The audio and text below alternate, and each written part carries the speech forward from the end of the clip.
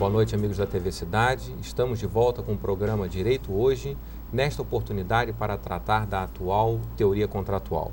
Vem nos prestar esses esclarecimentos o Dr. Frederico Glitz, que é mestre em Direito das Relações Sociais pela Universidade Federal do Paraná, especialista em Direito e Negócios Internacionais pela Universidade Federal de Santa Catarina e em Direito Empresarial pelo IBES, professor de Direito e Obrigações e Estudos de Casos Jurídicos pela Unibrasil de Curitiba, professor de Direito das Obrigações e Contratos pela Associação Catarinense de Ensino, aqui de Joinville, professor convidado da Escola Superior da Advocacia da OAB do Estado do Paraná, membro do Instituto dos Advogados do Paraná e membro do Virada de Copérnico, Grupo Interinstitucional de Pesquisa e Estudo de Direito Civil.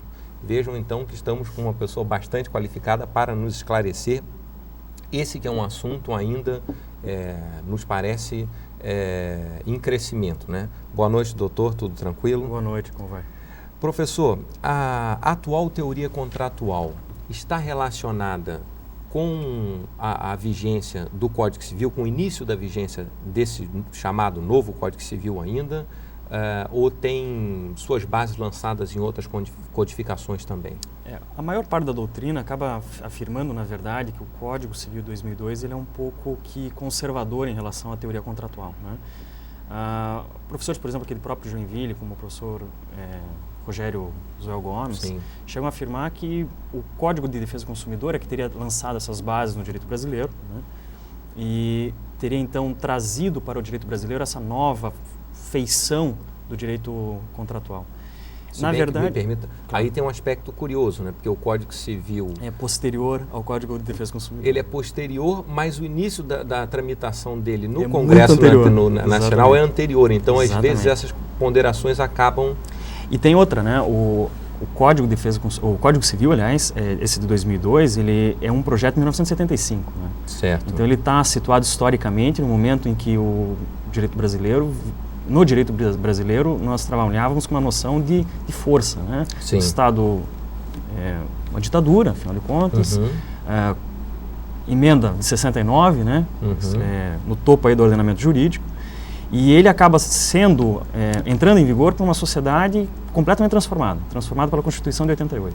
Né? Sem dúvida. Com uma perspectiva de Estado democrático, com uma perspectiva de welfare state, com uma perspectiva de função social, solidariedade e assim por diante. Né?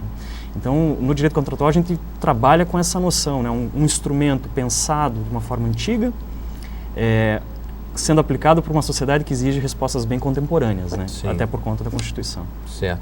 Bom, e isso traz a gente para uma alteração na maneira de nos relacionarmos com o próprio Código Civil. O Código Civil é sempre percebido como uma espécie, às vezes se diz, de constituição do homem no campo privado. no âmbito do direito privado, né? Essa nova visão da teoria contratual, ela está ainda em sintonia com essa...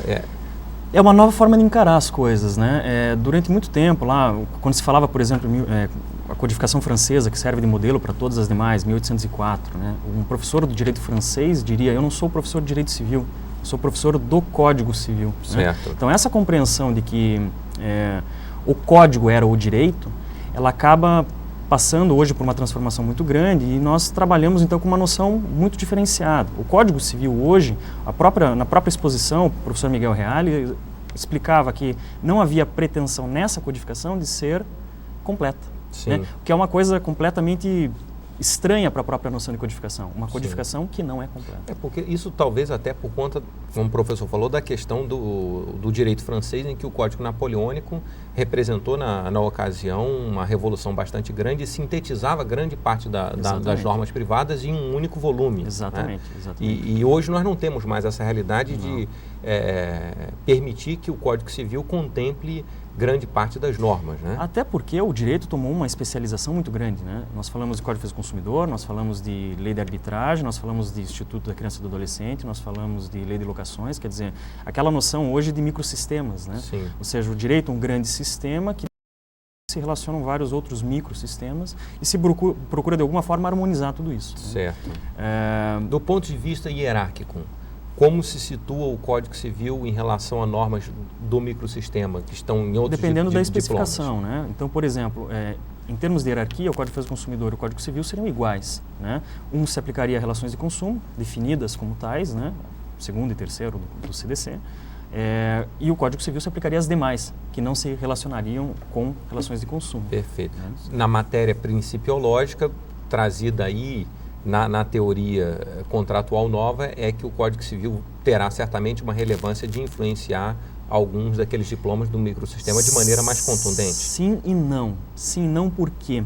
Porque algumas das formas como os princípios são trabalhados dentro do Código Civil Brasileiro de 2002 ainda são formas antigas de se encarar aqueles princípios. Eu posso citar um exemplo. Se nós falarmos de revisão de contrato, por exemplo, certo. Se nós pegarmos o Código de Defesa do Consumidor, o artigo 6º, inciso 5º, nós trabalhamos com uma ideia mais ou menos aproximada da teoria da base do negócio jurídico, lá do Clóvis Couto e Silva, no direito brasileiro. Certo. Quer dizer, bastaria a desproporção para justificar a revisão, né? No entanto, o Código Civil, agora de 2002, ele ainda trabalha com a noção da teoria da imprevisão. Sim. Então, no artigo 478 se fala da resolução, ou seja, a extinção do contrato por onerosidade excessiva. Sim. E abre-se uma exceção no artigo 317, para citar o exemplo, quando se fala que pode-se evitar a resolução se, pelos mesmos motivos, né, teoria, motivos imprevistos que tornem extremamente oneroso o contrato, sim. Desde que a critério do juiz. Né? Ou seja, eu ainda mantenho, por exemplo, a revisão do contrato baseada na noção de imprevisão. Quando nós sabemos que, por exemplo, uma desproporção pode ocorrer, sim, claro, por imprevisão, mas também por outros acontecimentos, né? Que são perfeitamente previsíveis. Né? Sim. E há uma discussão, nós vamos voltar a falar sobre isso, certamente relacionado até ao comportamento do juiz no âmbito da percepção, claro. Da aplicação dessas novas normas. Vamos dar só um intervalo de 1 minuto, já voltamos para falar com o Dr. Frederico sobre a nova teoria contratual.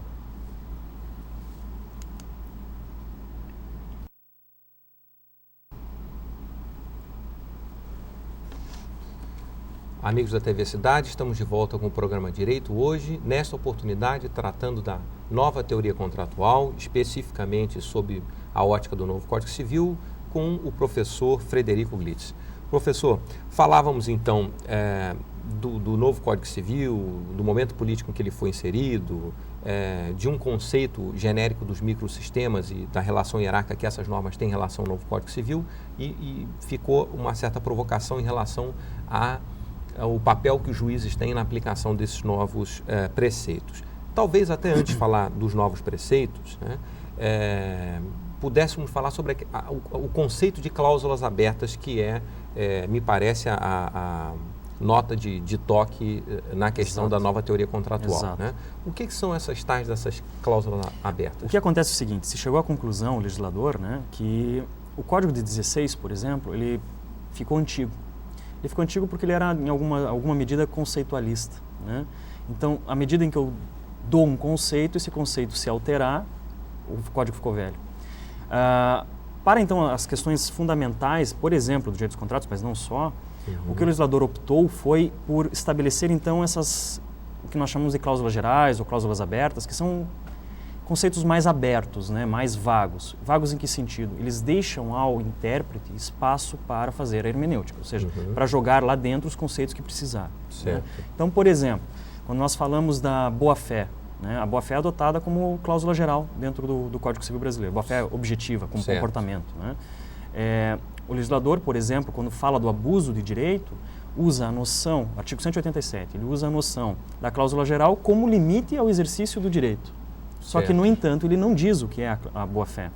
Ele vai deixar para que, no caso concreto, seja apreciada se aquele comportamento ou não é leal, é transparente, é fiel. Né?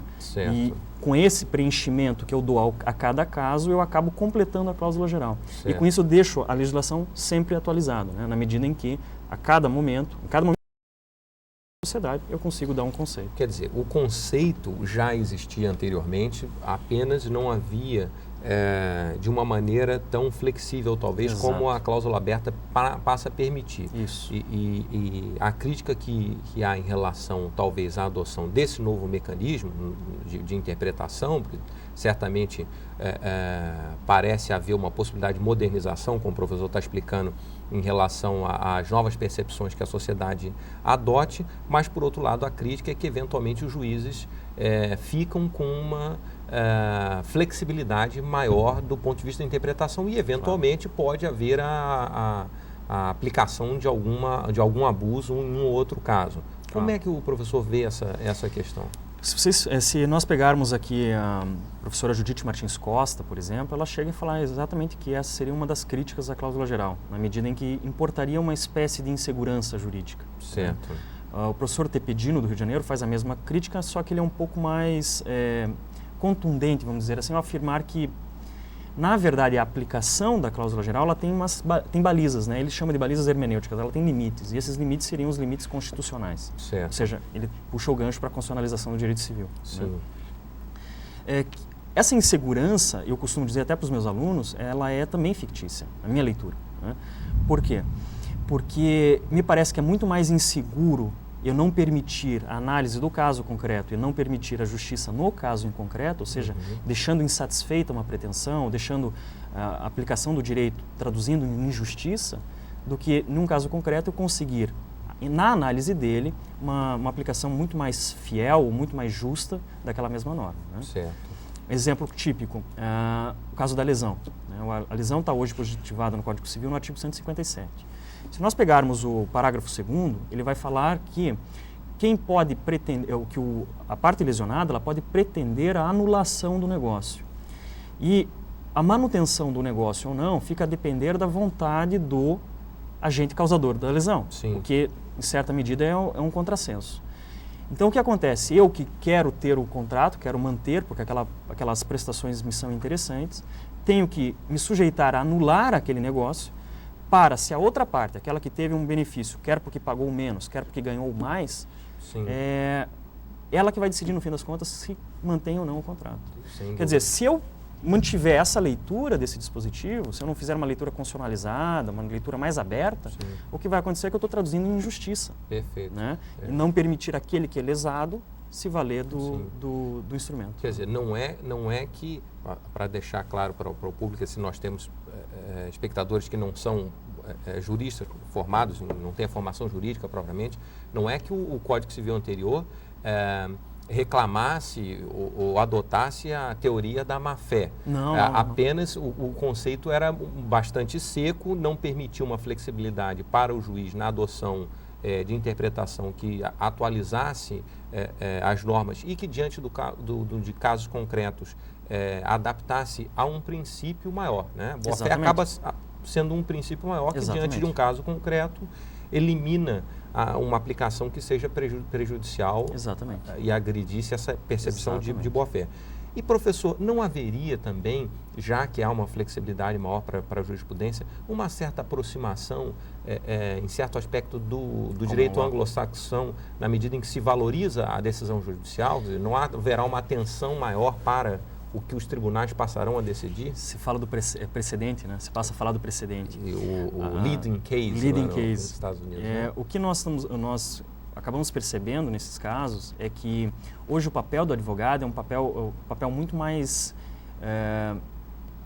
no sentido não só de apontar a norma, né? Mas no sentido de demonstrar que aquela norma ela tem uma finalidade em si, né? E nesse caso o papel da jurisprudência do precedente é muito importante, porque eu consigo demonstrar a aplicação daquela norma de outras formas a justificar então naquele meu caso uma aplicação diferenciada. Um exemplo seria, por exemplo, a possibilidade, até então muito exígua no direito brasileiro, de trabalhar com a questão do costume. Sim. Né? Porque a ideia de codificação é justamente centralização, ou seja, dar um tratamento uniforme, a lei dar um tratamento uniforme a todos os brasileiros. Nós sabemos que o Brasil é um país continental. Né? Então, quer dizer, algo que atenda à boa-fé no sul do país pode ser que não atenda ao norte do país. Com certeza. Né? São conceitos diferentes, inclusive. A cláusula aberta, então, essa interpretação um pouco mais flexibilizada, do caso a caso, né, do juiz no caso a caso, ela permite, inclusive, então, essas pequenas adaptações regionais. Certo. Tanto que o próprio legislador, no artigo 112, quando fala da boa-fé por interpretação, ou na interpretação do negócio jurídico, Sim. ele fala em costume do local. Certo. Ou seja, ele já dá essa abertura também para a regionalização da aplicação do direito. Isso considerando a dificuldade que tem se percebido crescente para acesso aos tribunais superiores, pode até criar uma uniformidade maior entre as decisões dos tribunais regionais. Exatamente. Né? E a gente tem visto agora até no âmbito do Poder Executivo, os governos estaduais reclamando também uma autonomia maior. Quem sabe a gente não caminho para uma federação efetiva. Para uma federação efetiva. Professor, vamos dar mais um intervalo de 1 minuto e já voltamos a tratar com o Dr. Frederico Glitz sobre a nova teoria contratual. É só um instante.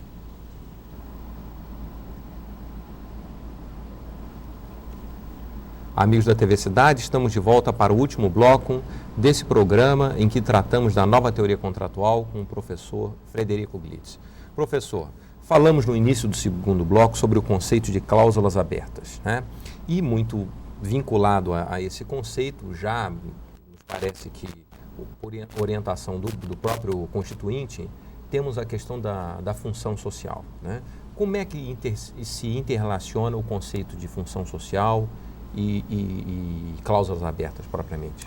Eu costumo dizer que esse conceito de função social, esse princípio da função social, ele vem a servir para o direito brasileiro como uma espécie de grande guarda-chuva, né? Onde vão se encaixar uma série de necessidades que nós temos, técnicas, e que é por meio dele que nós conseguimos resolver uma série de coisas.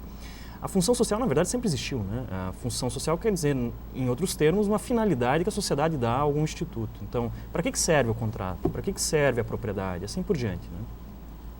E o interessante é tentar buscar esse conceito, porque a função social, ou seja, a finalidade que a sociedade brasileira dá ao contrato, ela não está expressa em lugar nenhum, não é de fácil leitura. Certo. Né?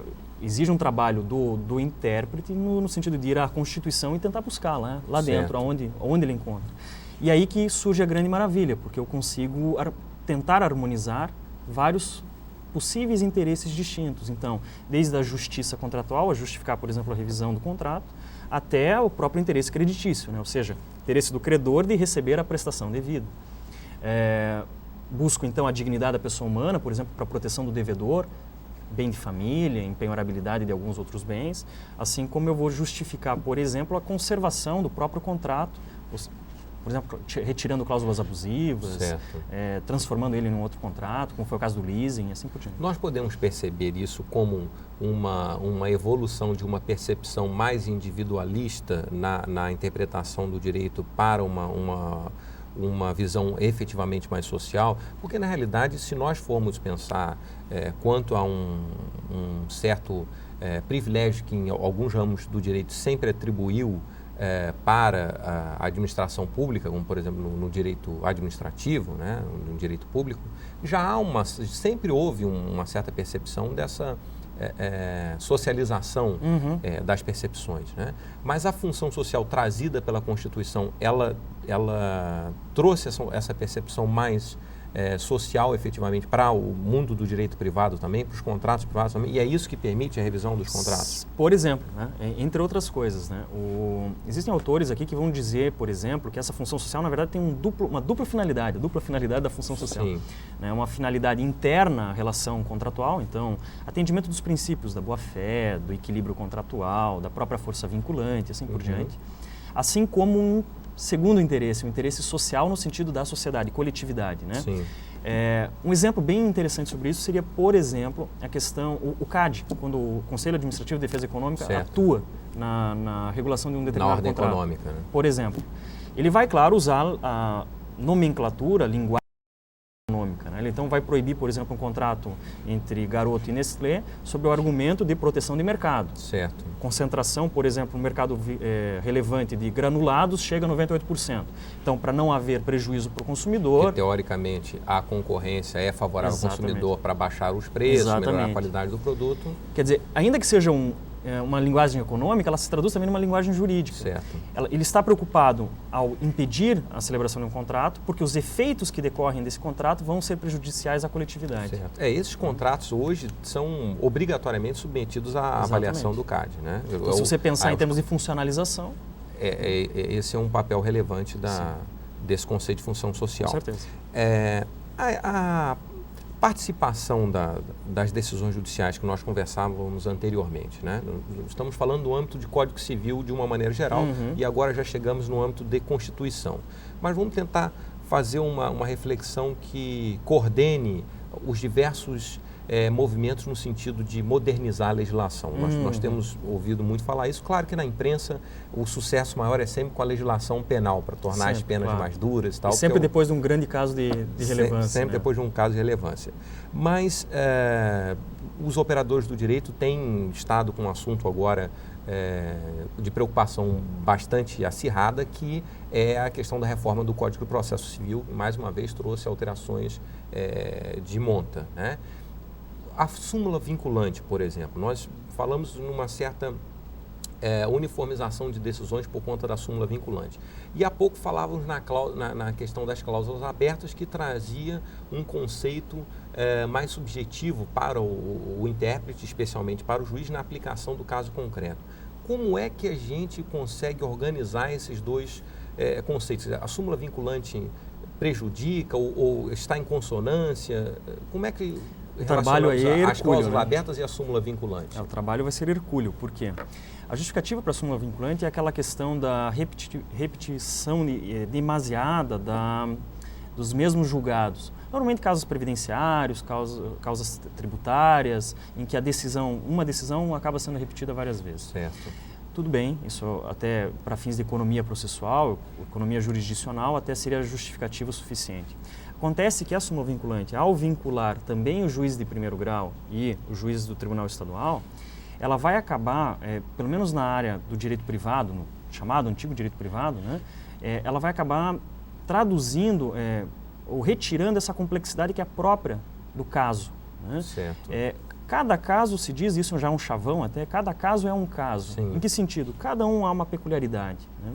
E se eu passar, essa é a minha opinião pessoal, se eu passar a carimbar os casos com base em números, ou números de súmula, por exemplo, né, eu acabo retirando essa complexidade, acabo simplificando algo que não é simples, né, e, na minha leitura, não dando justiça ao caso concreto. Resolvendo o litígio, mas não sendo justo. E talvez até, se não impedindo, trazendo maior morosidade para uma evolução das interpretações judiciais. Com certeza. Sempre se diz que o juiz de primeiro grau é o maior inovador em termos de interpretação. Até porque ele é o primeiro a né? fazer isso, né? Sim. Por exemplo, agora a nova lei de execuções, que estabelece também para âmbito privado, privado não trabalhista, né? A penhora online.